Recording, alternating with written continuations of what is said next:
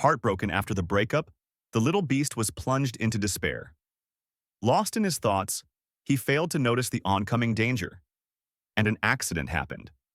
Lying on the ground and staring at his own body, surrounded by wandering ghosts, he began to suspect that he was no longer among the living. Panic-stricken and at a complete loss, he didn't know what to do. Then, all of a sudden, he remembered what his ex-boyfriend had once said, that he could see ghosts. With no other option, he decided to go to the male lead's place and ask for help. At the same time, on the other side, the male lead was also lost in thought.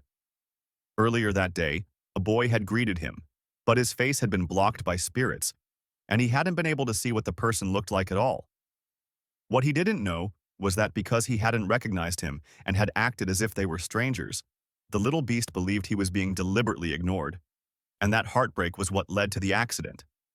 Now he had become nothing more than a wandering soul. Late that night, the male lead was asleep when he suddenly felt something unbearably heavy on his body.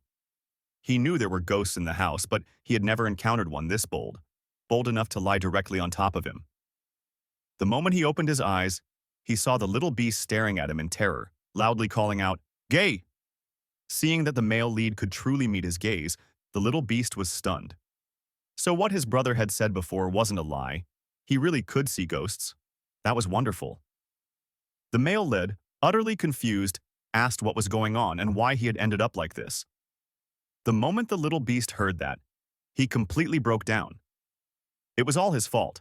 If he hadn't pretended not to know him, none of this would have happened. Because of him, he had ended up like this. So he had to take responsibility. The male lead endured his emotional outburst for a long while before he finally calmed down. Only then did he learn that the person who had greeted him that morning, whose face had been blocked, had actually been him. The little beast cried out that it was unfair.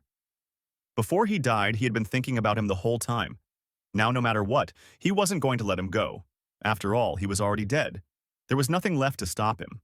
From now on, he was going to stick to him every single day, day and night, watching over him without rest, while sleeping, while showering, while eating. Always. Every moment, without exception. But to his surprise, the male lead suddenly reached out and pinched his cheeks hard. Flustered and annoyed, he cursed, calling him a clingy mutt. Was all that just now supposed to be a threat? The little beast froze in shock. He hadn't expected that the male lead could actually touch him. The male lead snorted and said that someone like him couldn't possibly get the upper hand. With just one finger, he could send him straight to reincarnation. Then he pulled him into his arms. With sincerity, he apologized. "I'm sorry. You didn't speak earlier, so I didn't recognize you." He said that although he couldn't bring him back to life, he could help him let go of the resentment in his heart, whether it was someone he wanted to see one last time, someone he wanted revenge on, or something he still wanted to say. Time was short, and for a moment, the little beast truly couldn't think of anything. But before all that, there was only one thing he wanted. Him. At that thought, the little beast's eyes lit up instantly. Back when they were together, things had been interrupted halfway because of his brother's sudden interruption. It had never been finished, and that had become his greatest regret. If he truly wanted to help him fulfill his final wish, then there was no need to wait for another day. Now would do just fine. The male lead felt deeply apologetic. During the day, he truly hadn't meant to pretend not to know him. Although he didn't have the power to bring him back to life, he could help him resolve any unfulfilled wishes so he could pass on peacefully. Hearing this, the little beast admitted that he really did have one wish. Back when they were together, things had reached a crucial moment, only to be interrupted by him, who then even brought up breaking up. To him, his greatest wish now was to continue that unfinished business. The male lead strongly objected, which instantly filled the little beast with anger. Why wouldn't it work? It wasn't as if it was the first time. Seeing that arguing head-on didn't help, the little beast resorted to acting shameless and pitiful. And unfortunately, the male lead had always been weak against exactly this. 2 years ago, the little beast had used the same trick again, and it had never failed. The male lead had never been able to do anything about him.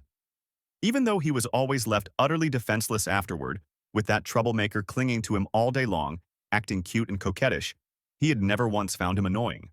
If this mischievous brat had really died, then the one who would be most panicked and unwilling to let go would probably be him. Seeing how stubborn and determined the little beast was, this might truly be his greatest wish before leaving this world. No matter how he looked at it, he had no reason to refuse. He had always known how troublesome this guy could be when he started causing chaos, but this might be their last chance to be together. After some time passed, the male lead suddenly began to worry that the little beast might end up with a stomachache afterward. He had just gone to fetch something when he realized the other was gone. Sure, fulfilling a wish could allow him to move on, but how could he leave without even saying goodbye? He deeply regretted the harsh things he had just said. He should have said that he liked him, that he really liked him. Just as he stepped outside, he froze. Forget about passing on or reincarnating. The little beast looked refreshed and full of energy, lying there and cheerfully waving at him. The male lead felt a surge of anger and demanded to know where he had just gone. The little beast hesitated for a long while before explaining that he had been so excited that he kept rolling around up there and accidentally rolled straight over the wall. The male lead was equally surprised. He suspected that the little beast must still have other unfinished wishes, but the way he behaved made him seem far too unserious. Was he really dead? If he wasn't, then how could he pass straight through walls, even giving the male lead a fright? Yet in the male lead's heart, nothing mattered more than being with him. Seeing the male lead staring at him, the little beast immediately grew guilty and hurriedly promised that he wouldn't mess around anymore. He only wanted to stay by his side. Always. Who would have expected the male lead to say nothing and walk straight into the living room, tearing down every single talisman in the house? He warned the little beast never to touch them. One careless move, and he might disappear completely. This scared the little beast so badly that he immediately hid inside the wardrobe, calling out anxiously, "Jay!" Would he really vanish? Would he be unable to reincarnate at all? The male lead explained that if he didn't touch them, he would be fine. Looking at that aggrieved expression, he even found him rather adorable. But the truth remained. One was human, the other, a ghost. There was no future to speak of. Inside the wardrobe, the little beast discovered a pair of matching couple shirts. The moment the male lead heard this, he flushed with embarrassment and anger, snatching the clothes away and saying that he had simply been too busy and forgotten to throw them out.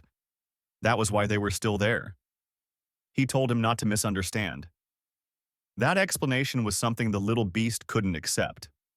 So it turned out that his brother would never like him again. It had been the same in the past. That was why he had secretly enlisted, just because he wanted to break up with him. Heartbroken beyond words, the little beast burst out the door, leaving no chance for the male lead to explain. He had wanted to chase after him and clear everything up, but unfortunately ran into someone else the moment he stepped outside, forcing him to retreat in panic. He quickly got dressed and rushed out to look for him. Wandering alone on the rooftop, the little beast suddenly noticed a strange figure downstairs. A group of wandering souls stood neatly lined up before that person. The man raised his hand and snapped his fingers, and in an instant, all the wandering spirits vanished. The little beast collapsed to the ground in terror. Had he run into an exorcist? Were all those ghosts completely erased?